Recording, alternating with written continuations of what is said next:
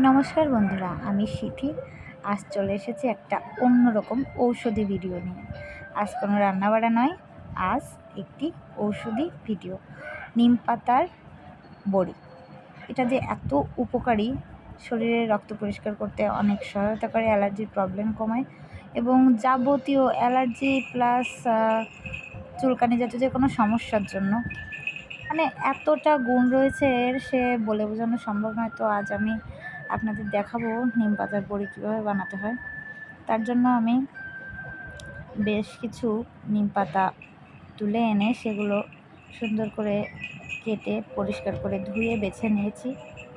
দেখুন বন্ধুরা, নিয়ে এরপর আমি কিন্তু শিলপাটায় বেটে একদম সফট করে বেটে নিয়েছি।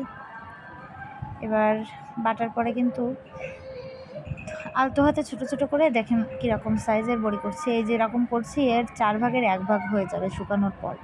তো বন্ধুরা, এরকম করে খুব মসৃণ করে গোল গোল করে ছোটো ছোটো করে আমি বড়িগুলো বানিয়ে নিচ্ছি। তো বানিয়ে আমি চুলার নিচে দিয়ে শুকাবো, তার কারণ আমার এখানে বেশ কিছুদিন ধরে বৃষ্টি হচ্ছে, রোদ নেই। তো আর যদি রোদ থাকে তাহলে আপনারা রোদে শুকিয়ে নিতে পারেন। তো দেখুন বন্ধুরা, বড়িগুলো ঠিক এরকমই হবে, এরকম সাইজের। এরপরে শুকানোর পরে আরও ছোট হয়ে যাবে।